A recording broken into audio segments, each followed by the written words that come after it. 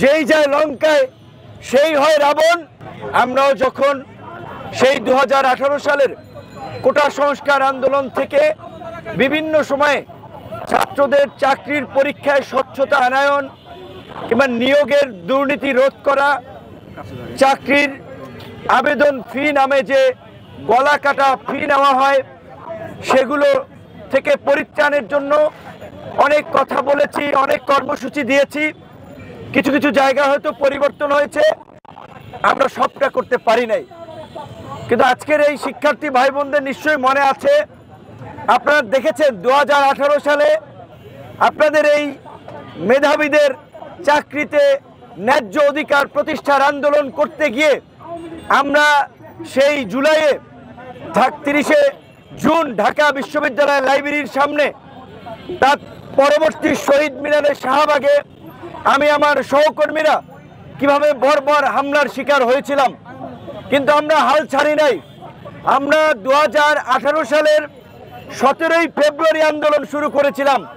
আপনাদের নিশ্চয়ই মনে আছে, 4 অক্টোবর একটি প্রজ্ঞাপনের মধ্যে দিয়ে প্রথম এবং দ্বিতীয় শ্রেণীর চাকরিতে কোটা বাতিল করা হয়েছিল। প্রায় 8 মাসেরও অধিক সময় এই কোটা সংস্কার নিয়ে আমরা আন্দোলন করেছি। সেই আন্দোলন করতে গিয়ে কখনো হাজার হাজার শিক্ষার্থী, লক্ষ লক্ষ শিক্ষার্থী রাজপথে নেমে এসেছে, সমর্থন পেয়েছি। আবার ছাত্রলীগের দানবরা যখন হামলা করেছে, প্রশাসন যখন আমাদের সহকর্মীদের উপরে দমন পীড়ন চালিয়েছে, অনেকেই হয়তো দাঁড়ায় নাই, কিন্তু আমরা লেগেছিলাম বিদায় আমরা দাবি আদায় করতে পেরেছি। আবার এই 2024-এ এই কোটা সংস্কারের মীমাংসিত বিষয় যখন ফ্যাসিস্ট সরকার আদালতের মাধ্যমে ফিরিয়ে আনতে চেয়েছে, আবার আমাদের উত্তরসূরি ছাত্র ভাই বন্ধুরা আপনারা সকলে মিলে প্রতিবাদ করেছেন। শেষ পর্যন্ত বাংলাদেশের ইতিহাস বদলে গিয়েছে। এই বদলে যাওয়া ইতিহাসের নায়কেরা, মানে এই বদলের নায়কেরা, এই নতুন ইতিহাস যারা রচনা করেছে, যেই বৈষম্য নিরসন করার জন্য বৈষম্য বিরোধী আন্দোলনের মধ্যে দিয়ে একটি রেজিমের পতন হয়েছে, সেই সময়ে বিভিন্ন শিক্ষা প্রতিষ্ঠানের শিক্ষার্থীরা তাদের অধিকারের কথা বলতে গিয়ে বিশ্ববিদ্যালয় থেকে বহিষ্কার হবে, এই রাজু ভাস্কর্যের ধুলাবালির মধ্যে অনশন করবে, এই ধরনের পরিস্থিতি বা চিত্র আমরা প্রত্যাশা করি নাই। কিন্তু বাস্তবতা আমরা দেখি যে আসলে যেই যায় লঙ্কায় সেই হয় রাবণ। শিক্ষার্থীদের পাশে কিংবা শিক্ষার্থীদের সমর্থন নিয়ে নেতা হয়, সরকার গঠন হয়, কিন্তু শিক্ষার্থীদের আবার দাবি আদায়ের জন্য রাস্তায় নামতে আপনারা দেখেছেন। পলিটেকনিকের শিক্ষার্থীরা রাস্তায়, কুয়েটের শিক্ষার্থীরা রাস্তায় ছিল, আপনারা রাস্তায় আছেন। কিন্তু আমি সরকারকে একটা কথা বলতে চাই, 2018 সাল তথা এই কোটা সংস্কার আন্দোলনে আমরা নেতৃত্ব দিয়েছিলাম। আমরা জানি সত্যিকার অর্থে আজকের এই পরিবর্তিত বাংলাদেশের পেছনে যারা সবচেয়ে বেশি ভূমিকা রেখেছে এই লাইব্রেরি পড়ুয়া ছাত্ররা। এই লাইব্রেরি পড়ুয়া ছাত্ররা শুধু নিজেদের চাকরির কথা ভেবেই রাজপথে নামে নাই।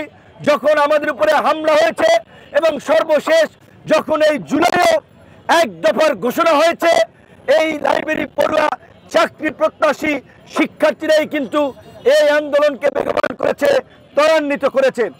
আজকে এই পিএসসি সংস্কারের যে 8 দফা দাবি, আমরা মনে করি শুধুমাত্র পিএসসি না, সরকারি বিভিন্ন নিয়োগে যে অস্বচ্ছতা রয়েছে সেটাকে পরিপূর্ণভাবে স্বচ্ছ করা দরকার। আপনারা তো লক্ষ্য করবেন, শিক্ষার্থী বন্ধুদেরকে বলবো, আপনারা ডিসি অফিসে যান, এসপি অফিসে যান, ইউনো অফিসে যান, প্রশাসন একেবারে ভালো হয়ে যায় নাই। আগেও যে দলবাজি ছিল, এখনো তাদের মধ্যে ওই দলবাজি মনোভাব লক্ষ্য করা যাচ্ছে। সেটা বিশ্ববিদ্যালয়ের ভাইস চ্যান্সেলর থেকে শুরু করে সেটা বিভিন্ন প্রতিষ্ঠানে যারা দায়িত্বরত আছে তাদের মধ্যে আমরা এই দলবাজির মনোভাব দেখতে পাই। তো এই যে ভাইবার নাম্বার সহ যারা বিসিএস ক্যাডার হিসেবে নির্বাচিত হয়, তারা প্রিলিতে কত পেয়েছে, লিখিততে কত পেয়েছে, ভাইবাই কত পেয়েছে, এইটা প্রকাশ করতে সমস্যা কোথায়? এই দাবি তো অযৌক্তিক না। এই দাবি যৌক্তিক, বরঞ্চ এই যৌক্তিক দাবিকে অ্যাভয়েড করাটা হচ্ছে অযৌক্তিক, অন্যায় এবং অবিচার। তাই আমরা মনে করি এই যে 8 দফা দাবির মধ্যে তাদের যে দাবি পিএসসির এই যে ভাইবা আগে যেটা ছিল 50, সেটাকে আওয়ামী আমলে 200 নাম্বার করা হয়েছে এই ছাত্রলীগের ছেলেদেরকে চাকরি দেওয়ার জন্য। আমি মনে করি এই ভাইবার নাম্বার 85 আবার করে নিয়ে আসা দরকার। তারপরে আপনারা এখানে ছাত্র বন্ধুরা দাবি জানিয়েছে 100, সেটা হলে চলে, কিন্তু 200 নাম্বার ভাইবায় একেবারেই অযৌক্তিক।